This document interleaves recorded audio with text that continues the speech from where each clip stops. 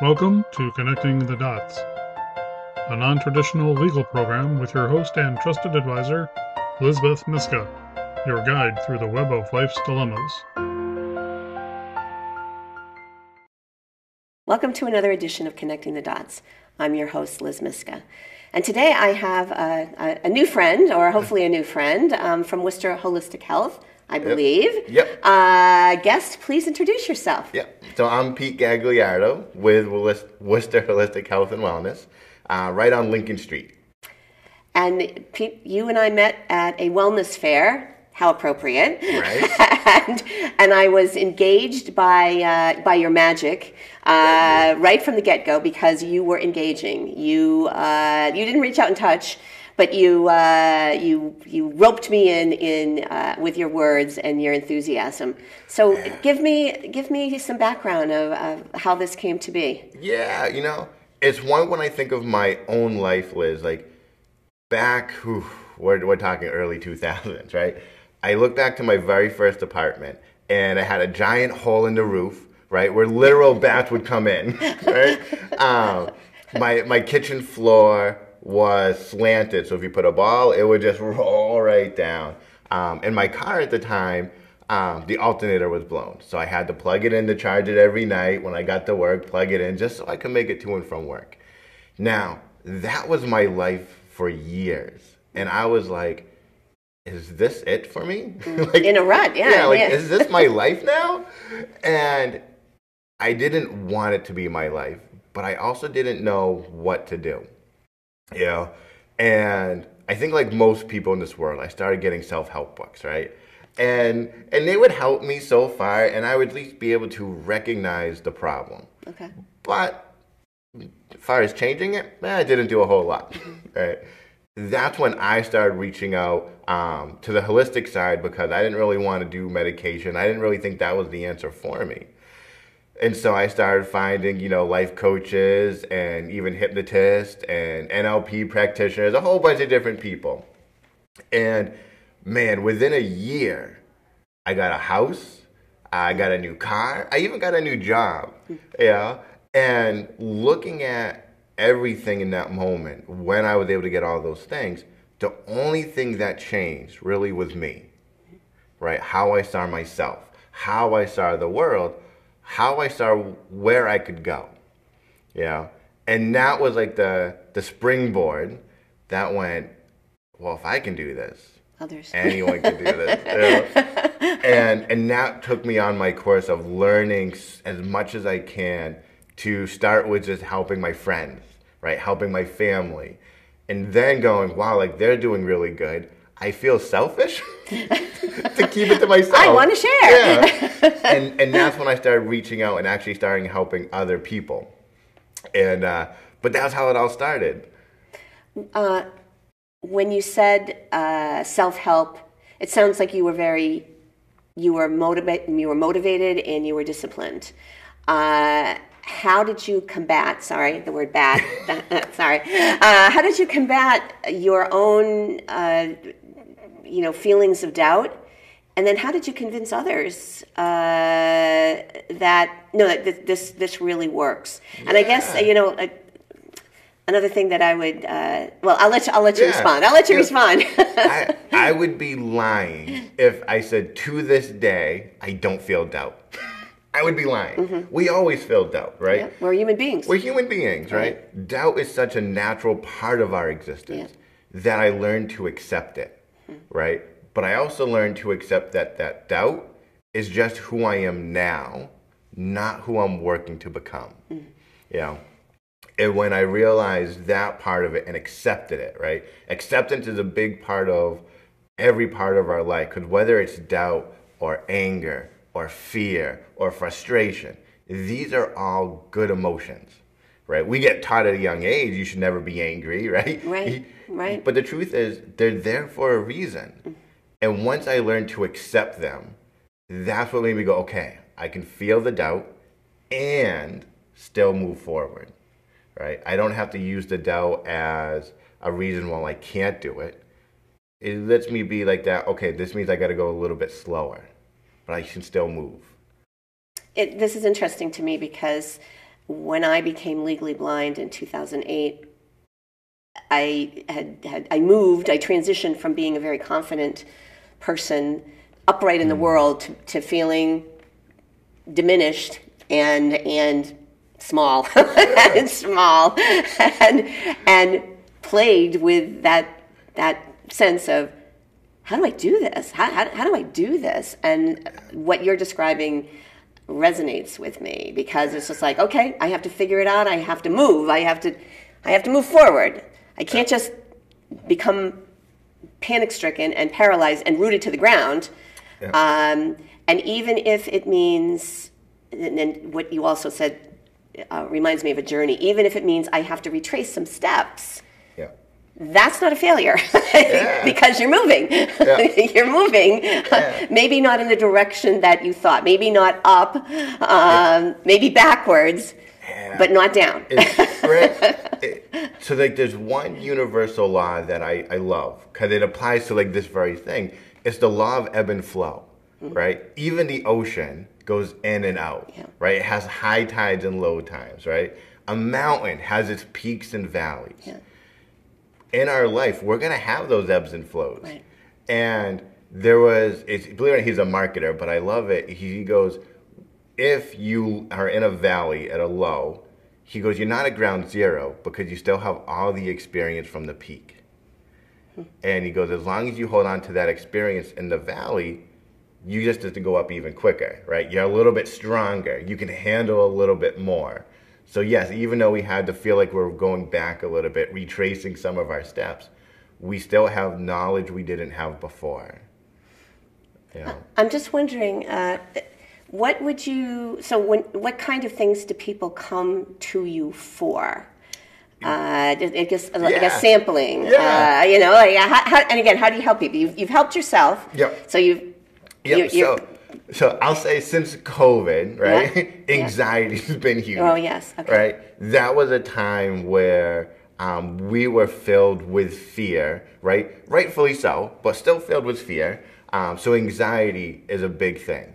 Now, for me, when it comes to the anxiety side, is a little bit different, right? I don't view anxiety as a bad thing, right? Because again, it's there, let's say we're in Boston, 2 a.m., going down a dark alley. Should we be anxious?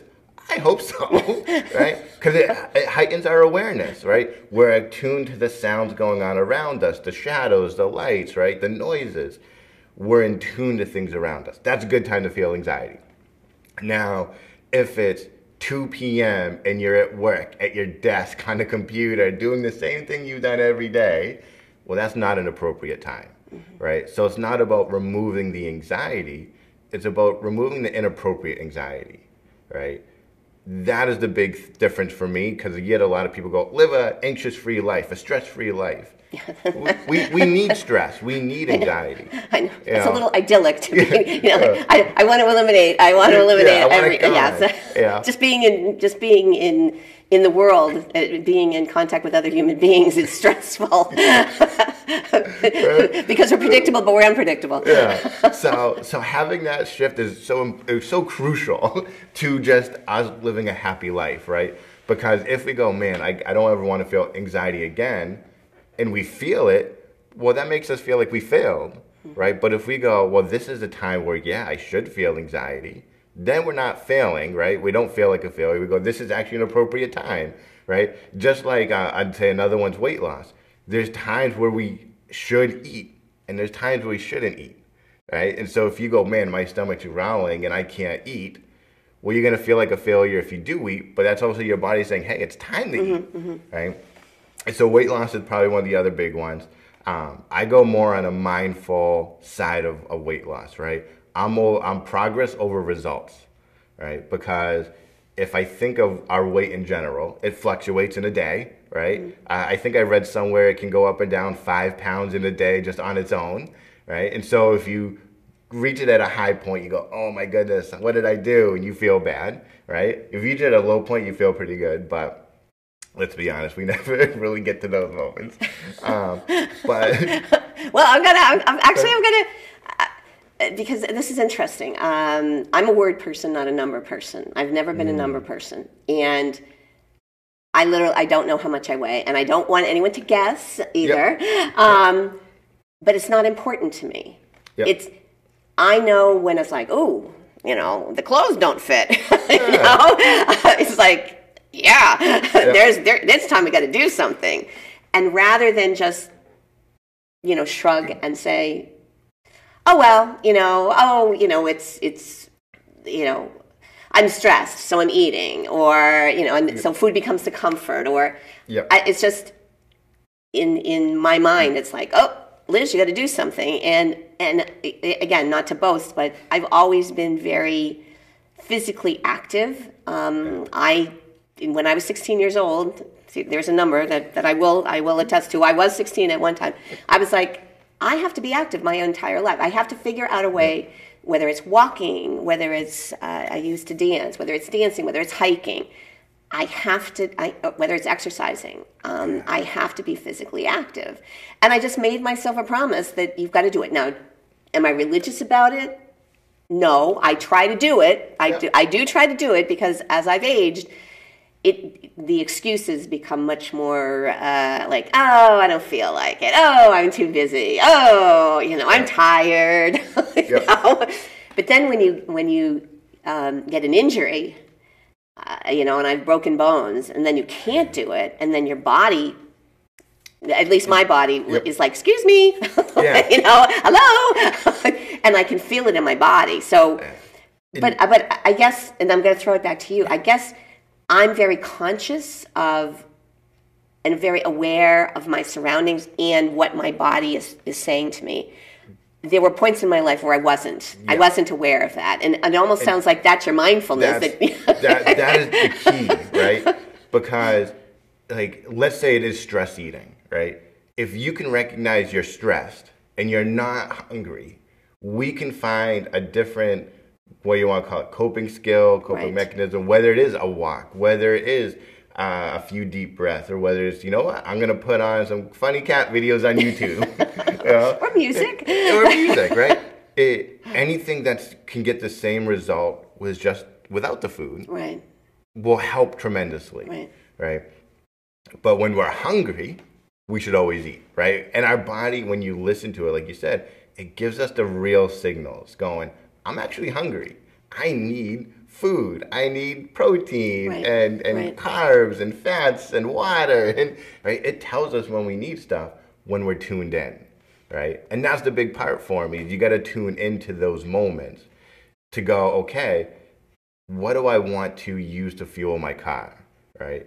Just like with the cars we drive, you wouldn't put diesel in a gasoline car. Mm-hmm. You also wouldn't put more gasoline in after the tank's full.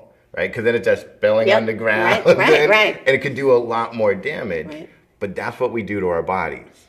Whether it's our thoughts, whether it's food, whether it's feelings, right? That's what we do to our body. It's saying I'm full, and we're like, well, just a little bit more. Right. Oh, yeah, I'll just have one more. Yeah. And maybe in the moment it might feel good. Yeah. But then after, you're kind of like, why did I do that? Yes. And that includes any bad habit. Right? When we get the little coping skills we have, in the moment we go, oh, okay, I feel better. And then it's I shouldn't have done that. Right. And then you resolve not to do it, and then the situation happens again, and then you do the exact thing. Yeah.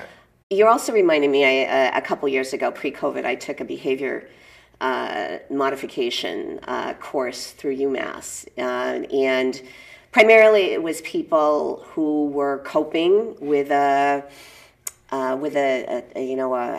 had had a heart attack and again had been sedentary. So they were resolving, or their physician had suggested, you should start walking, and there were two gentlemen who had lost their spouses.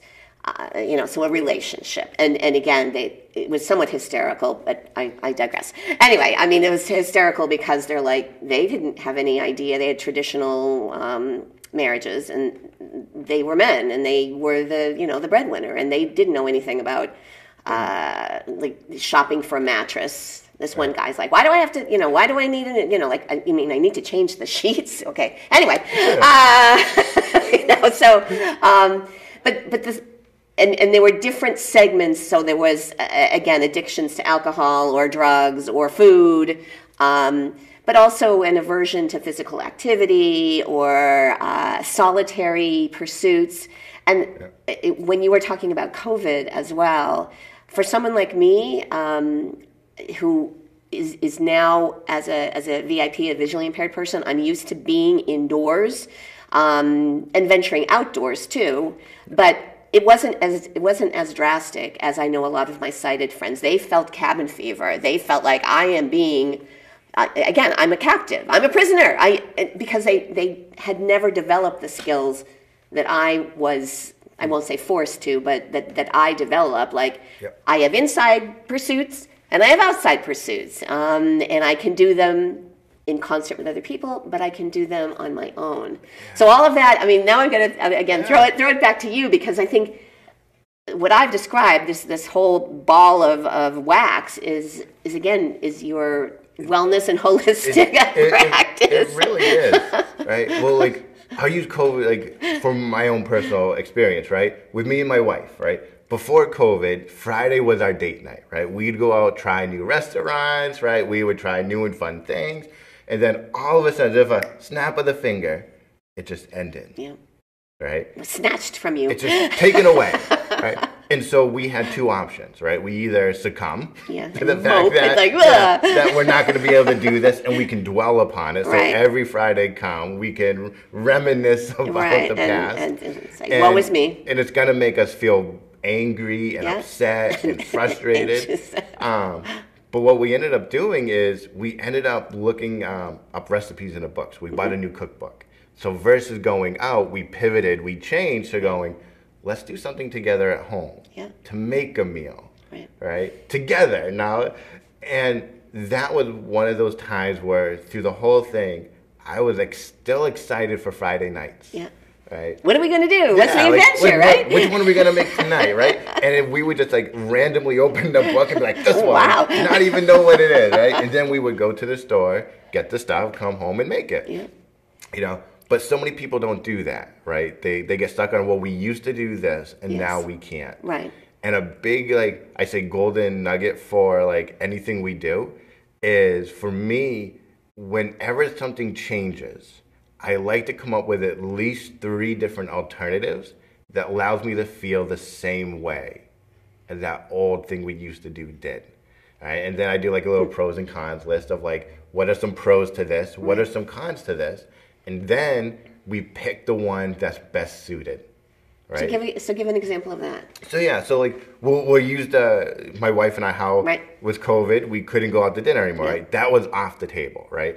And how many of us go, well, I can't do that now. And we go, whatever, right? And so what we did, we made a list of, well, we can just, order out, maybe take out Chinese pizza. Mm-hmm. Pros to that, quick, easy, we don't need to make it. Yeah. Con of it, oof, we're going to get pretty heavy over it. And it costs money. And it costs money. It maybe costs more money. Right. Other one was, you know what, we'll go on Amazon, we'll order a nice healthy cookbook. Right? And then it'll be like cardboard. And so then it was kind of like that. Like, well, some of the food might not taste good. We don't know. We have to go grocery shopping. Mm-hmm. But on the plus side, we're making it together. Yes. Right? We're staying connected. We're having fun. We're eating healthy, which means we're not getting all that extra weight, extra sodium, all that fun stuff, right? Oh man, what was we had a third option, where it was just like, I think it was like, we do nothing. Yeah. Right? It's just like a Thursday night, right? Nothing different, and we treat it like every other night. And again, pros were just like stuff of, well, nothing changes. Right. But a big con was, we're not going to be happy. Right. So that one, because that was our con, we're like, strike it right out, and it put us against the other two. So do we order takeout, which again, it was only like pizza, Chinese, right? Not really the healthiest food. And both of us were like, that's nice, but part of going out that we like is us being able to talk to each other, right? And have fun while we're sitting at the table. And it's like that fun just shifted to, well, when we cut up the tomatoes or the onions or the mushrooms, like it just became a different way of communicating and connecting. Absolutely. And so that's when we're like circling that one, like that's what we're going to do, right? And then the last part is we took action on it, right? We went right on Amazon, and I think we looked at like 20 cookbooks, and based on the cover, we were like, this one. You looked at the pictures. Yeah, you're like, oh, that one, I want to make that, right? That picture looks good. But like, I look back on all those moments, and there's not one where like I regret. Right? I don't miss the Friday night going out. Yep. I enjoy, even to this day, like we'll do like random going out, but still to this day, we're like, I like eating at home. I like cooking and cutting and cleaning. Well, no one likes cleaning, but right. But it's part of the process. Right, it's part of the process. You know, and us spending time together, and that is like the big thing we need to do when something changes. Absolutely. You know, is we can't dwell on what we used to do. We go, well, unfortunately, that's over. Now it's time to pivot, to change, to alter. But we need a list, right? Because otherwise, how many people do you know go, was that the best option? Mm-hmm. Did I make the right choice? But when you have that list and you circle the one that you know now is the best choice, you never have to worry about that. The interesting thing on that, because as a lawyer, people have this preconceived notion that I'm going to furnish the answer. You know, I'm coming to you, I'm seeking your advice, lawyer Liz. Yeah. You're going to provide me the answer. And it's like, no, I provide you in concert with you the options, just like you said. And I'm very clear from the beginning, and I'm wondering if this is how you approach your business. This isn't me, you know, up on high saying, thou shalt do this. You know, this is, you know, I've consulted the oracle, and in this situation, in this legal situation, this is what you do. It's like, here are your options. I can help you with all of these options. But I'm not going to do it for you. I'm doing it with you, and you're not going to play the blame game if you're like, you told me to do this, and it didn't work. And I'm wondering if that's what happens with some of your clientele, where they're like, I want to lose weight, and it didn't happen. You know, I need to get into this dress for this wedding, you know, and it didn't happen, and you're to blame, Peter, because. Have you had situations? Yes. Okay, all right. That is one where I very much like you. I always tell people it's not my job to live your life. Right? It's my job to help you live your best life. Right.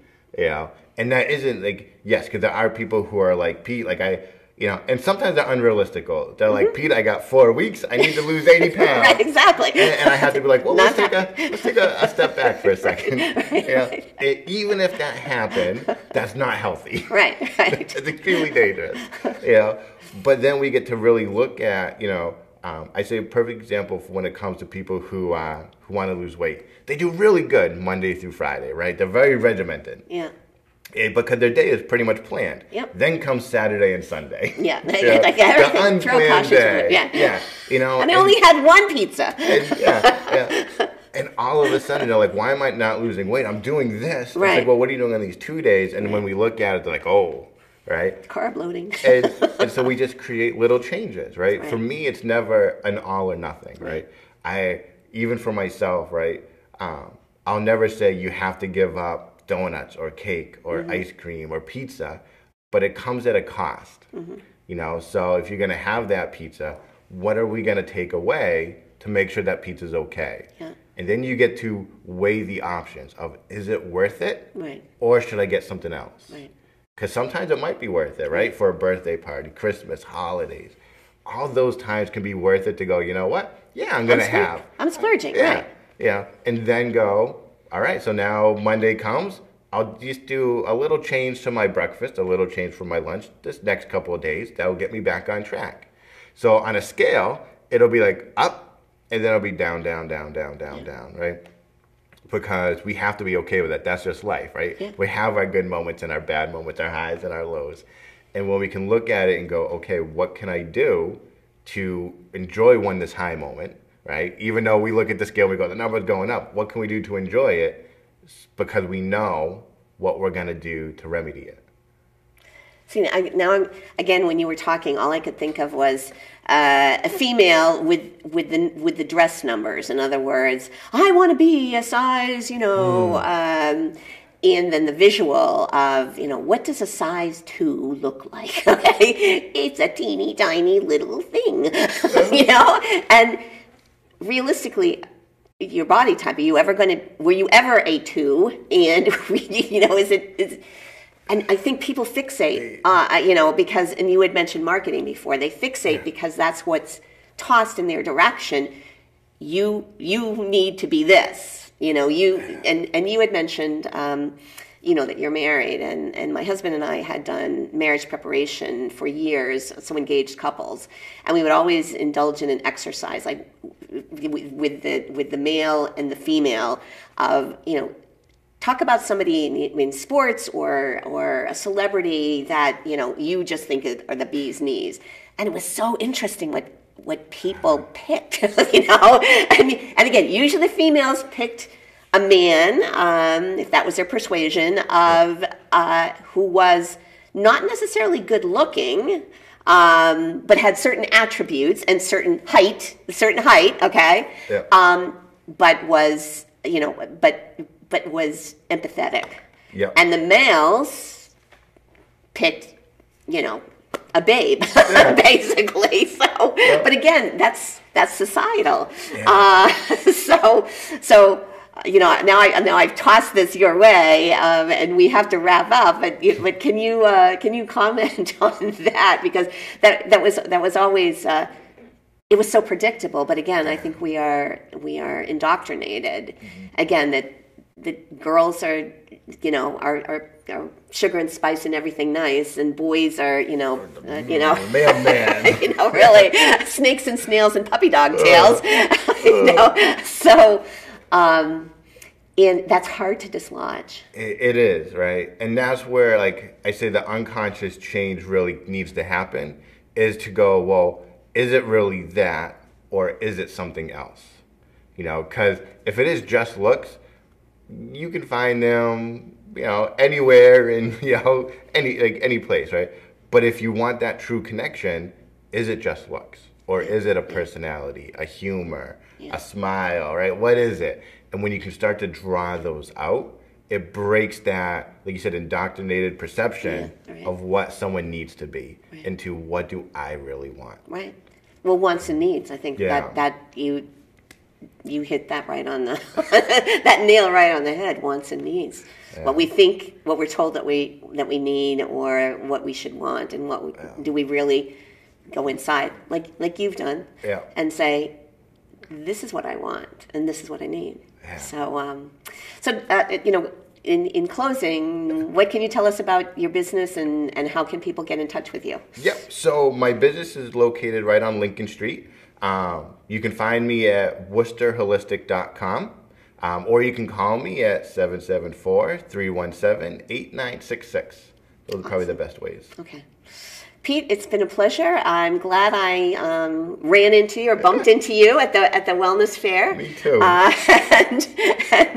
I look forward to our future conversations. Join me for another edition of Connecting the Dots.